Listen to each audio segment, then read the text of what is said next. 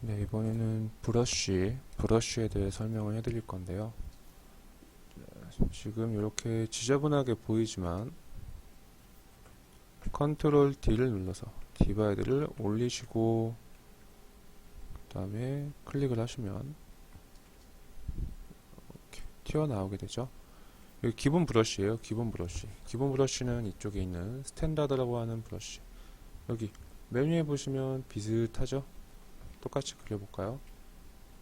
이런 식으로 모양이 비슷하게 나오죠. 네. 요거는 스탠다드라고 하는 브러쉬는 G 브러쉬가 기본 사 내에서 기본적으로 세팅해 놓은 브러쉬예요. 브러쉬 메뉴는 좌측 상단에 보셔서 이 메뉴 있죠? 클릭을 해보시면 무수히 많은 메뉴들이 뜨죠. 이거를 다 사용하실 건 아니고요. 우선 저희가 사용하시는 거는요, 한 4개 정도 돼요. 4개. 4개. 일단 설명드릴 거는 클레이 브러쉬예요. 클레이는 납작하게 약간 찰흙에 점토를 빗듯이 찰흙의 느낌처럼 쭉쭉쭉 뽑아내는 기능이고요. 그 다음에 무브 브러쉬는요, 클릭하시게 되면은 이게 빨간색으로 되어 있는 거 있죠? 이게 브러쉬의 자, 크기라고 보시면 되죠. 브러쉬의 크기요. 무브 툴은 요 브러쉬의 크기 안에 있는 영역을 한 번에 쭉 뽑아주는 기능이에요. 다르죠? 이렇게 뽑아내는 기능이고요.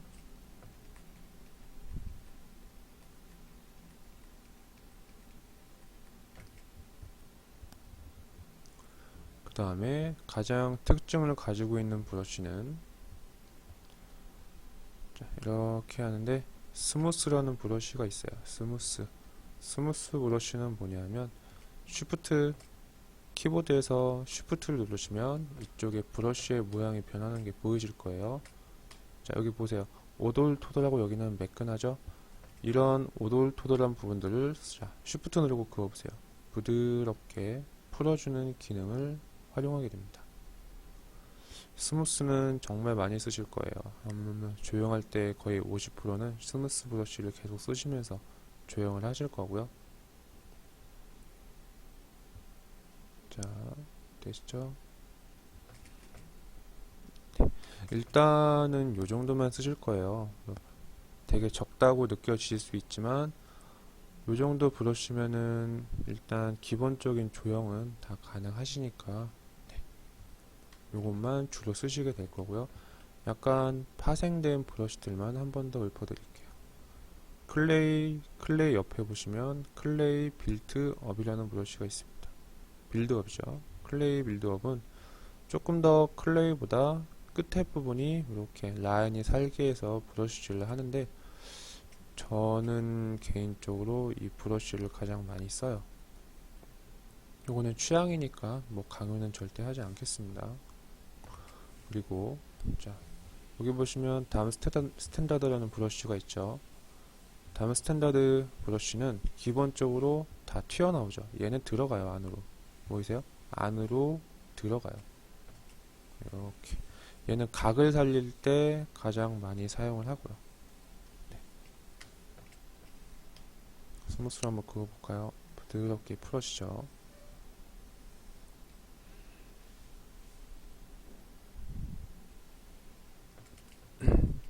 그리고 브러쉬는 하나만 더 설명드릴게요. 그래서 인플렛,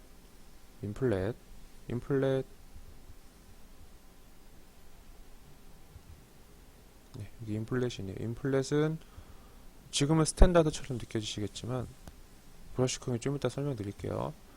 어느 부분의 양을 큼지막하게 부풀려주는 기능이에요. 부피를 넓혀줄 때 이렇게 많이 사용을 하고요. 네, 브러쉬는 이 정도만 쓰실 거예요.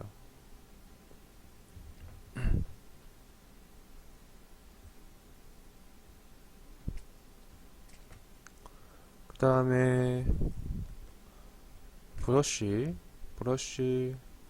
해서 자 스탠다드 해서 이렇게 기본적으로는 튀어나오잖아요. 전에 한번 설명드린 적이 있을 거예요. Alt를 누르시면 안으로 들어가요. 반대의 효과가 나게 되죠. 그렇다면 이 대함 스탠다드는 처음에 들어간다고 했죠. Alt를 누르면 튀어나옵니다. 네, 조금 특수성을 가진 브러쉬예요.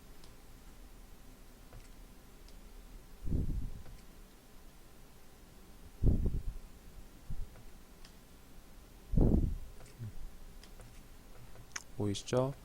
그리고 제가 브러쉬 사이즈를 키웠어요. 눈썰미 있으신 분들은 보셨을 거예요. 브러쉬 사이즈는 위에 보시면 드로우 사이즈라고 해서 크기가 커졌다 작아졌다 하시는 게 보이실 거고요. 보이시죠? 단축키로는 엔터 옆에 있는 가로 두 개로 왼쪽으로 하면 작아지고요. 오른쪽으로 하시면 커집니다. 그리고 그 옆에는 G 인텐시티라고 해서 브러쉬의 강도라고 보시면 되세요.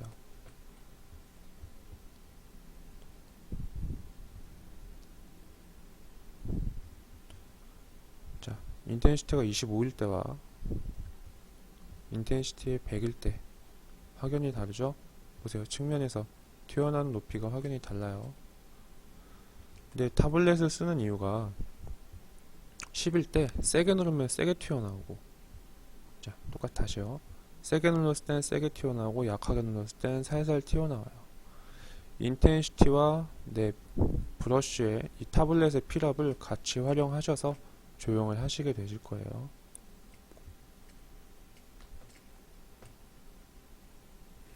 그 다음에 G브러쉬의 가장 특수성을 가진 기능이 있으세요. 뭐냐면 포컬 시프트라는 기능인데요.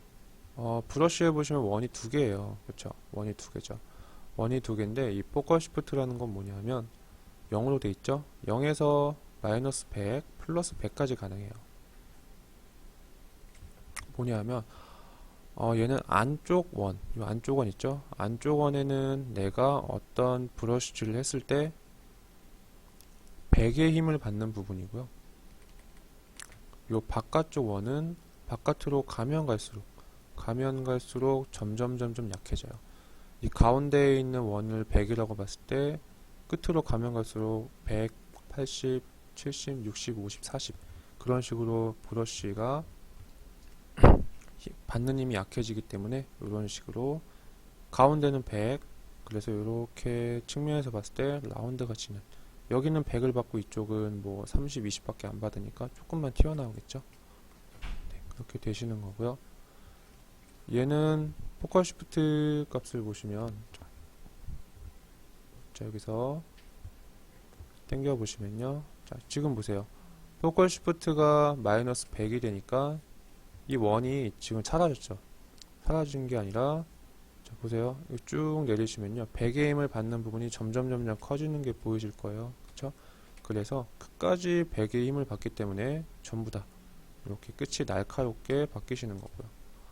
오히려 반대로 보실게요. 반대로 플러스 100으로 해주시면 100의 힘을 받는 부분이 굉장히 작아져요. 거의 점 정도밖에 안 되거든요. 그러니까 이렇게 틱틱틱틱틱틱틱 점처럼 찍히게 되는 거예요. 100의 힘을 받는 부분이 굉장히 적기 때문에. 그래서 이거 가급적이면 기본 세팅으로 진행을 하시고요. 보이시죠? 기본 세팅으로 진행을 하시면 되시고요. 이제 제가 디바이드를 왜 가지고 있어야 되는지에 대해 설명을 해드릴게요. 이 모양을 잡다 보면은 단계가 높은 데서만 하시다 보면은, 자, 나왔어요. 나는 얘를 없애고 싶어요. 근데 스무스가 부드럽게 풀어주는 기능이라 그랬죠. 근데 이 스무스의 강도, 힘을 받는 양이 면이 많으면 많을수록 되게 약해져요. 지금 스무스로 막 문지르고 있는데 정리가 안 되죠. 면을 어느 정도 낮추셔서 스무스를 하시면 부드럽게 풀어져요. 보이시죠? 자, 이런 식으로 부드럽게 풀어줄 수 있기 때문에 단계를 가지고 있어야 되고요. 그 다음에 자 무브 툴을 사용해서 한번 또 해볼게요. 면이 높은 상태에서는 브러쉬질을 하시게 되면요, 무브 툴을 사용하시게 되면요, 이 영역안 사이에 뭔가 면들이 굉장히 많기 때문에 끝에가 이렇게 라운드가 지게 돼요. 그때 무브 툴은 가급적이면 면이 낮은 상태에서 브러쉬를 키우고 커다랗게 움직여 주시면, 자, 점이 적기 때문에 이런 식으로 커다란 형태를 바꿔 주셨어도 여기가 부드럽게 진행돼요. 그래서 기본적으로 얘는 어떻게 사용하시면 되냐면, 자, 제가 한번 임시로 어떤 식으로 만드는지 설명을 해드릴게요. 시메트리 키시고요. 정면 찾으시는 거 기억나시죠? 파란 선이 나를 향하고 빨간 선이 왼쪽일 때가 정면이세요. 여기네요. 시메트리 기억나시죠? 단축키로는 X 혹은 트랜스폼에 있는 액티베이트 시메트리 키시고요. 제가 이걸로 한번 그냥 아주 간단한 기본 두상 정도만 만들게요. 원래 구를 꺼내서 해야 되는데 그냥 네모로 진행을 해볼게요. 네, 정면 다시 한번 확인하고요. 초반에는 면이 낮은 상태에서 커다란 형태를 이렇게 잡으실 거예요. 얼굴이 기본적으로 세로로 긴 타원형을 가지고 있죠. 이런 식으로 브러쉬 사이즈를 조정하시면서 이렇게 당겨서 모양을 잡아주시고요.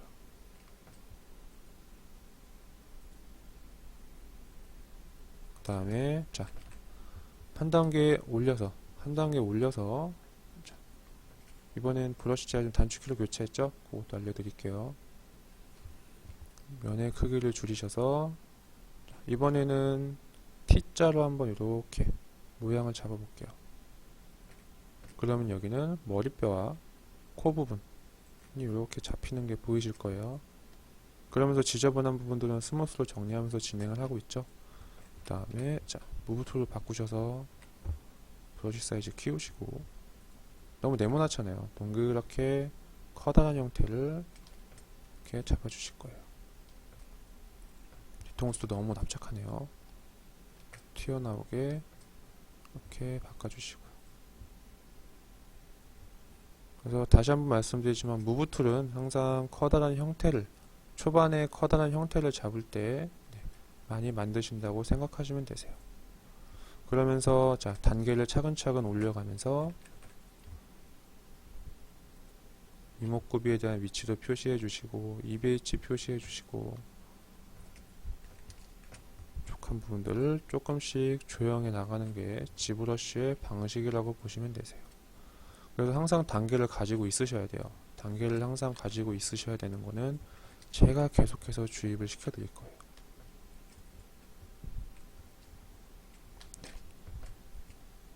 이런 식으로 진행하시면 되시고요. 그 다음에 조형을 하실 때는 가급적이면 저희 플로어 바닥면 껐다 켰다 하는 거 있죠? 그거 키시고 위에 있는 퍼스펙티브 뷰라는 걸 항상 켜두실 거예요. 얘는 뭐냐면 사람이 어떤 물체를 봤을 때 왜곡률 때문에 살짝 왜곡률이 있어요. 보면은 사람이 다 납작해 보이진 않잖아요.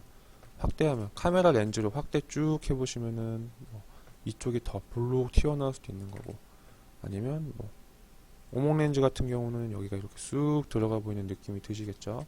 이런 건데 이거는 사람이 실제로 물체를 봤을 때 보이는 왜곡률에 따라서 보여지는 직접적인 상태이기 때문에 항상 조형하실 땐 이걸 키시고 조형하시는 게 좋으세요. 이거는 또 나중에 차근차근 한 번 더 설명을 해드릴게요.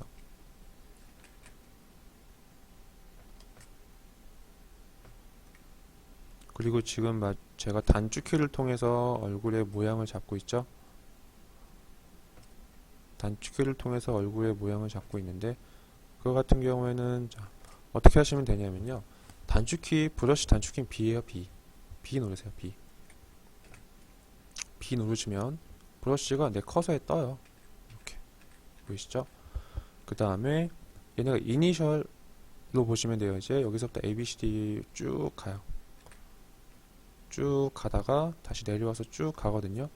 예를 들어서 뭐 내가 클레이를 만들고 뭐 선택하고 싶다 그러시면요. 클레이 C죠? 시작이 C 누르세요. 그러면 C에 관련된 것만 다 떠요. 그렇게 하시면 여기에 L이 있어요. L을 누르시면 그 브러쉬로 바뀌어요. 나는 무브로 하고 싶다. 무브는 M이죠. 브러쉬 B 누르시고 M에 관련된 거 뜨고 그 옆에 있는 거 뜨죠. V. 자, 이런 식으로 이러셔서 본인들이 사용을 하시는 것들 있죠. 주로 사용하시는 것들은 브러쉬들은요 다 외워주세요. 다 외워주시는 게 좋으시고요. 보이죠?